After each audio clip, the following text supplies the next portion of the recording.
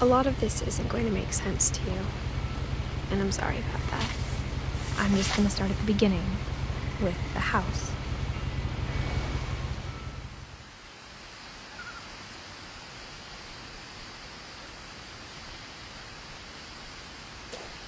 Someone had put up a chain link fence, but it looked like I wasn't the first person to hop it. My brother Milton disappeared when I was 4. It was like the house just swallowed him up.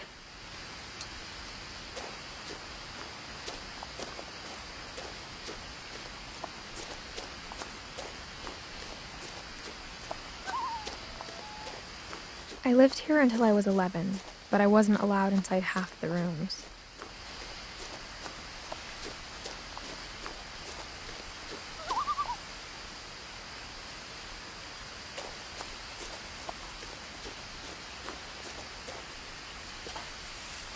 Inside the mailbox were bills from 7 years ago, marked urgent, open immediately.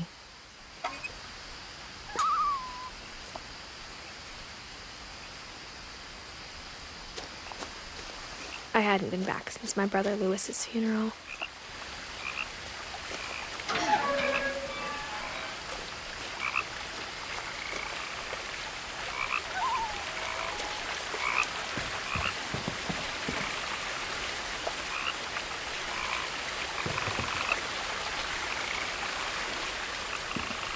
In her will, my mother left me a key, but didn't tell me what it unlocked.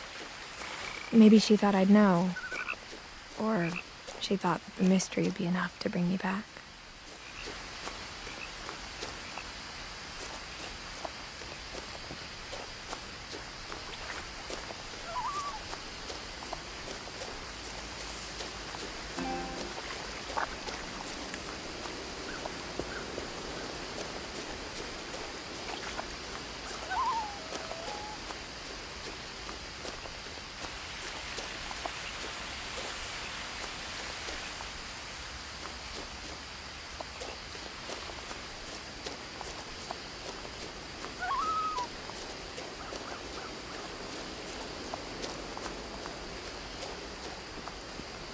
The truth is, even after I inherited the house, I never thought I'd come back to it. But now I had questions about my family that only the house knew the answers to. The woods around the house have always been uncomfortably silent, as if they're about to say something but never do.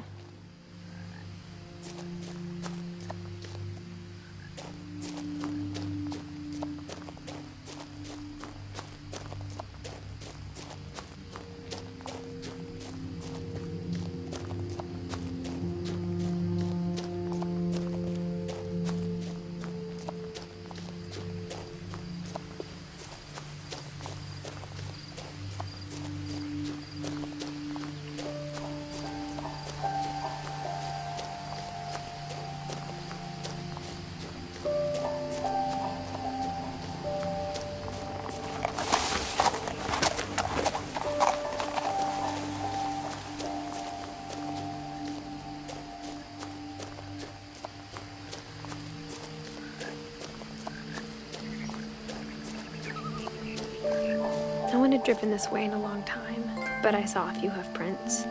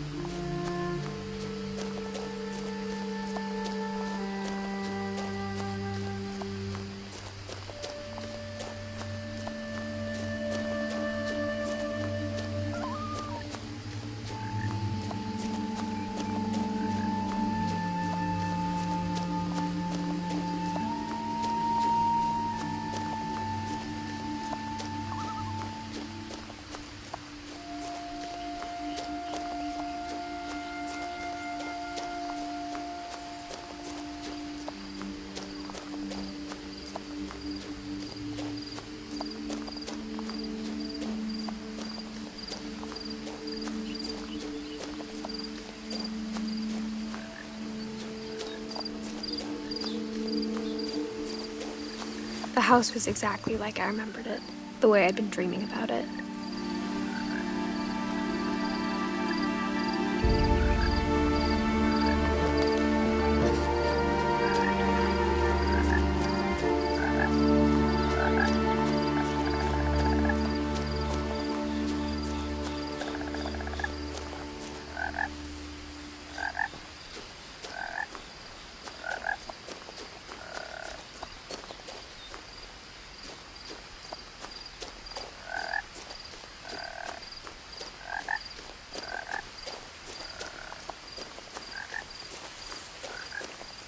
As a child, the house made me uncomfortable in a way I couldn't put into words. Now, as a 17-year-old, I knew exactly what those words were. I was afraid of the house.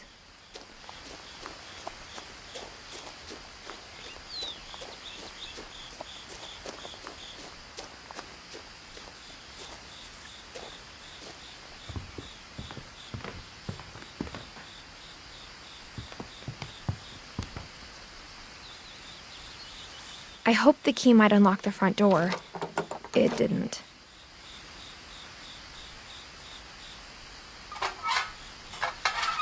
Looking in, I felt like the house itself had been waiting for me.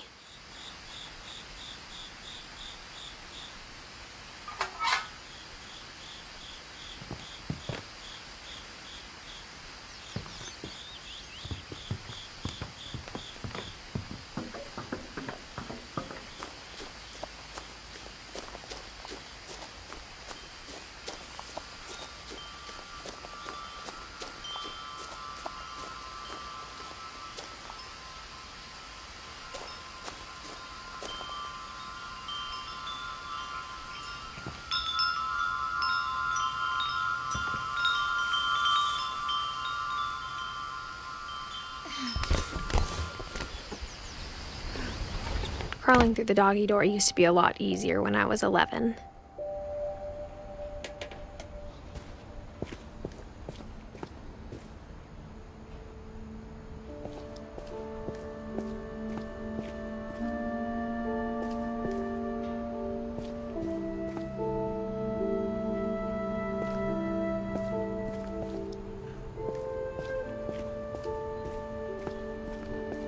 For the first time in years,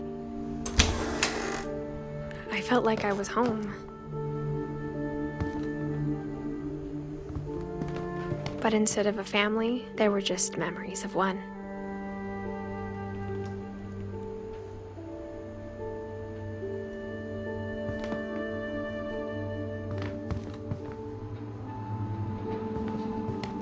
Like how only one restaurant would deliver to our house, so we had Chinese a lot.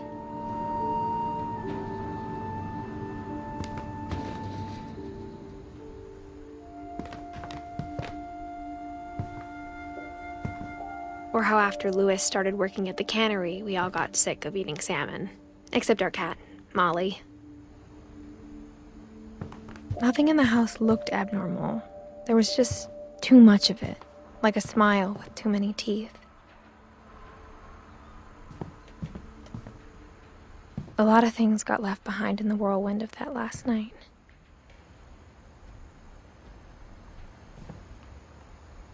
My mom wasn't much of an optimist, but she never stopped believing that my brother Milton was alive.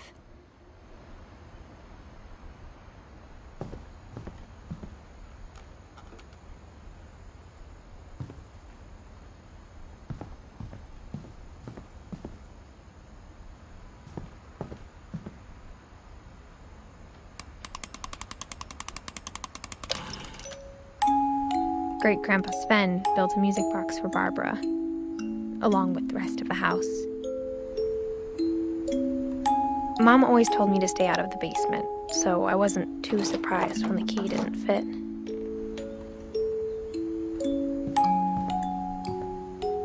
Even the fireplace had a story. Edie told me the bricks came from the original house, after it sank.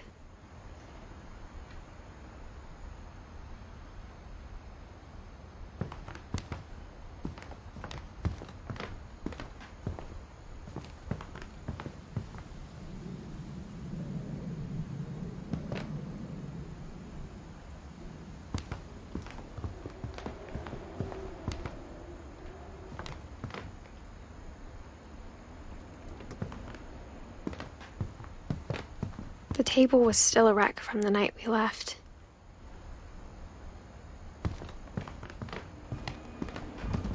My mom was the only one of us who could imagine Great-Grandma Edie living in a nursing home. It was like a bomb had gone off, killing everyone but sparing the furniture.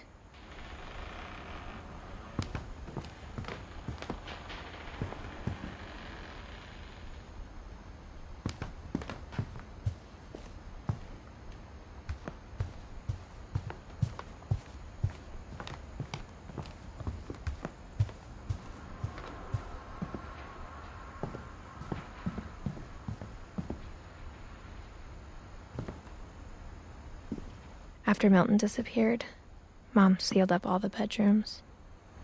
Then Edie retaliated and drilled peepholes.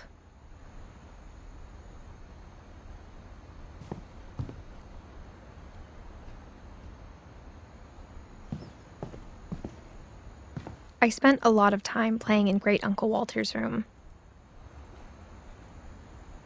I think my mom sometimes regretted not sealing it up.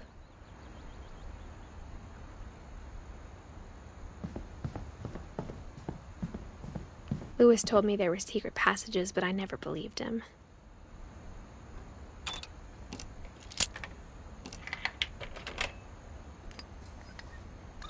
Turns out, my mom was really good at keeping secrets. Now it was time to find out what my mom had been afraid of. From the paintings on the wall, it was clear my brother Milton had been here before me.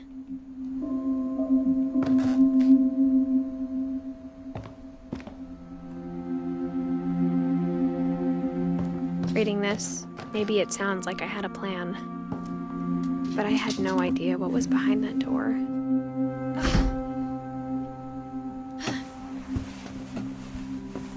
Just like I had no idea where all this was gonna lead.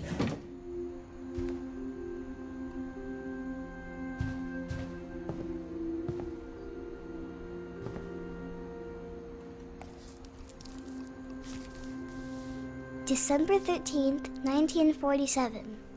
Dear Diary, I'll be gone soon, but I wanted to tell somebody about what's gonna happen.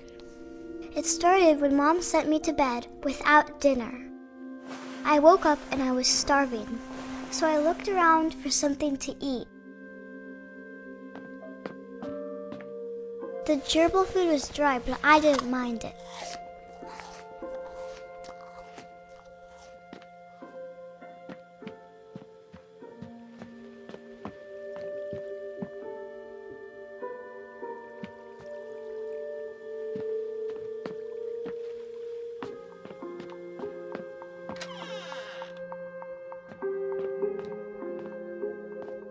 I kept eating and eating.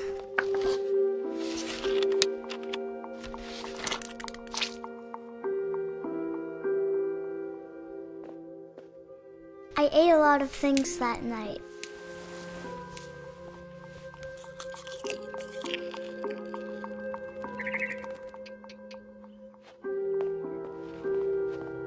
Then I heard chirping outside my window. It was a barn swallow going back to her nest. I reached out for her.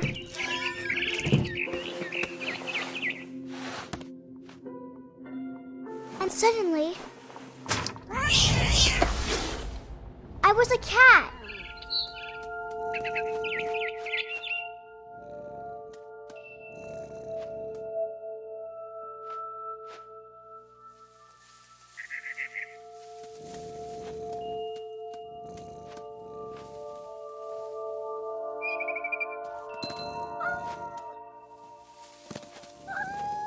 I tried to be quiet, but the bird was really scared.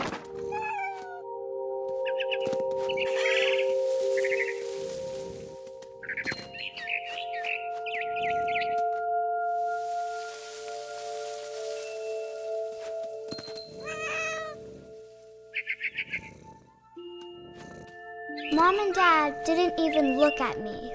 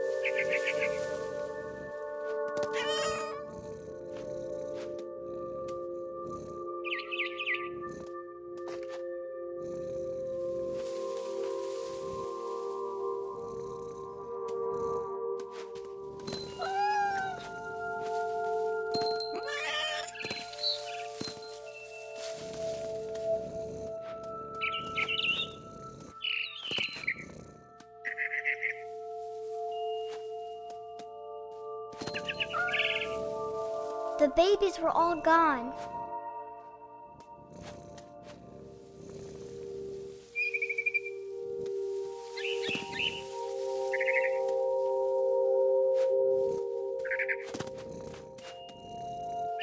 I jumped and I almost got her.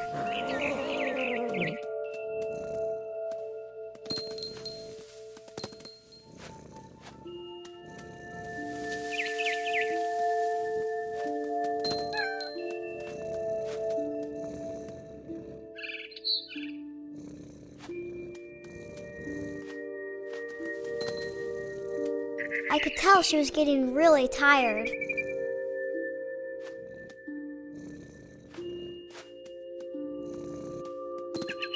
Now I was up in the big tree. I promised Dad I wouldn't climb it anymore. All I cared about was eating that mama bird. I gobbled her up. And suddenly, I was an owl. First, all I heard was the wind. Then I heard little teeth nibbling in the grass.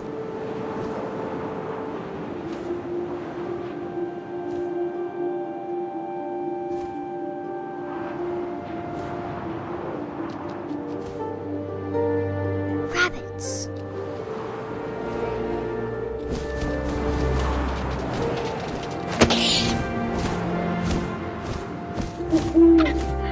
I imagined his face looking up and seeing mine through my talons. I swallowed him up, and I didn't chew one bit. Then I flew off to find something bigger.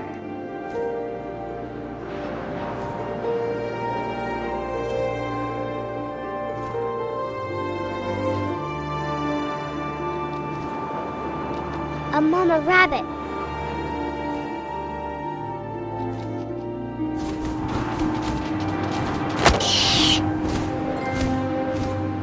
She was almost too big to carry. I started choking, but I couldn't stop eating. And suddenly, I was a shark.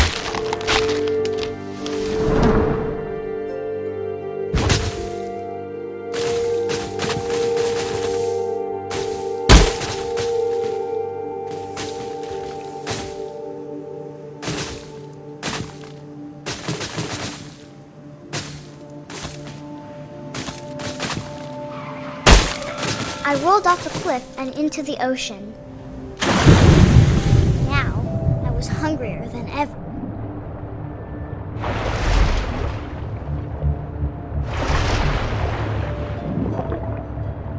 I wanted fat, juicy seals.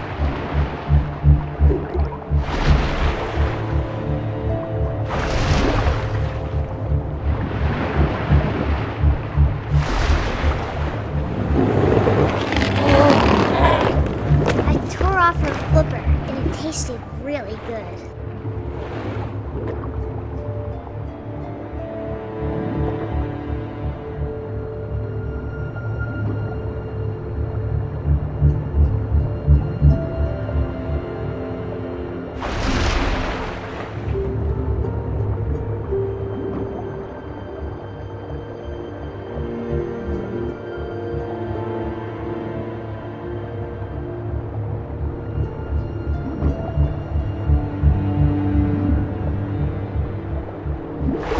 Grabbed on tight, but I was so hungry I jumped out of the water.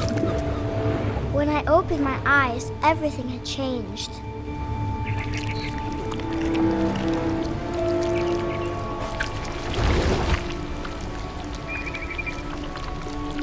Now I was a monster, and I smelled people everywhere.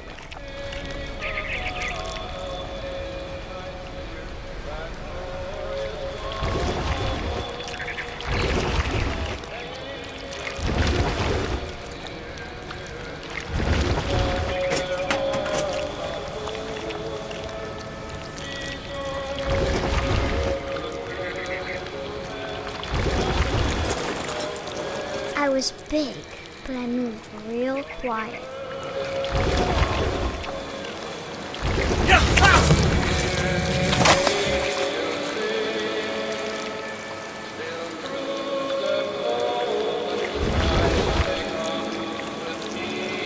I wanted to stop, but also I didn't.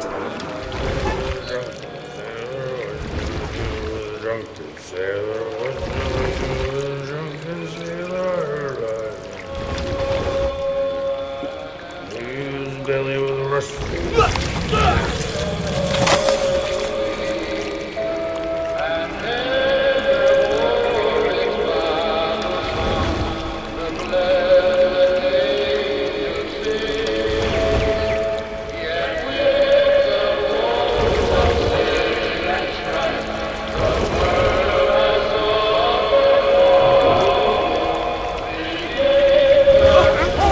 Passenger, I was still hungry. And to cross the water, I smelled something new. Something I had to have, so I swam towards it.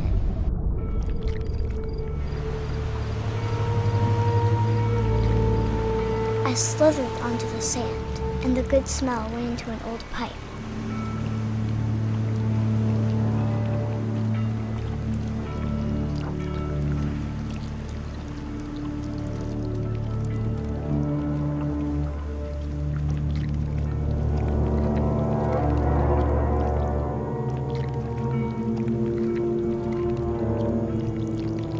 I got closer and closer.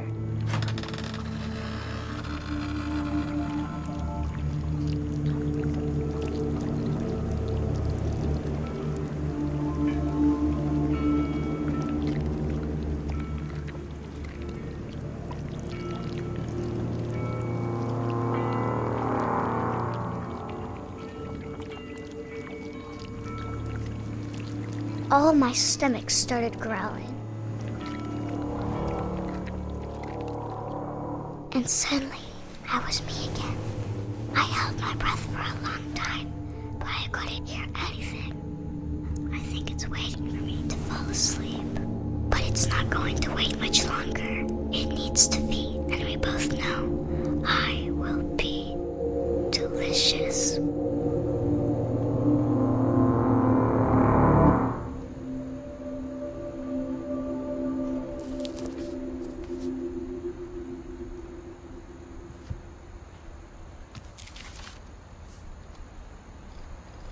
I'm not sure if I believed all of that, but I'm sure Edie would have.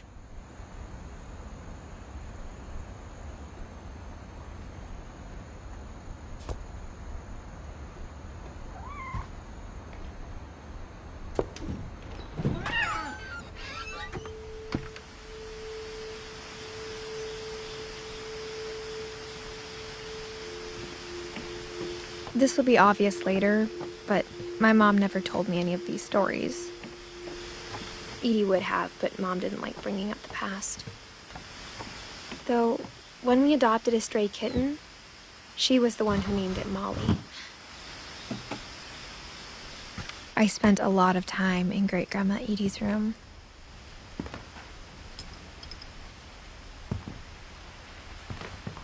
We got along, and it was a good place to hide from my mom.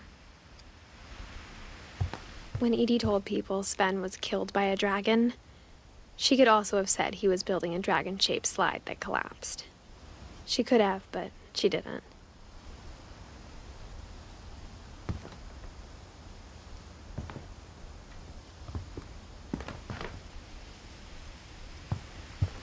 Edie gave a big interview about a mole man living under the Finch house. My mom was furious. I hadn't thought of myself as Edith Jr. for a long, long time.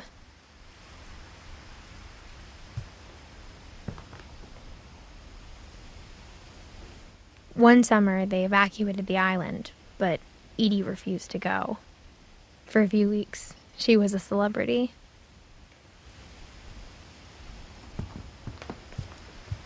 Edie knit me a new pair of gloves every year, just in time to replace the old ones.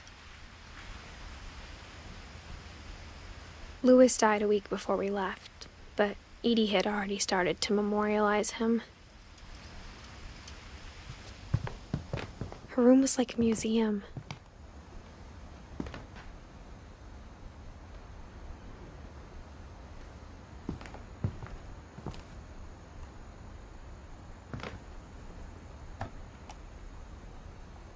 For 500 years, the Finches have been famous throughout Norway for their fortune.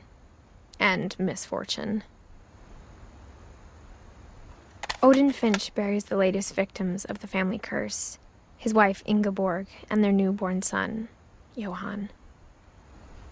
On January 7th, 1937, he set sail with his family and his house, hoping to leave the curse behind. But 40-foot waves off the coast of Washington send the house and Odin to the bottom of the sea. Odin's daughter Edie, with husband Sven and baby Molly, step ashore on their new home, Orcas Island. Odin Finch is the first to be buried in the new family cemetery. His daughter Edie is already dreaming of a new Finch house.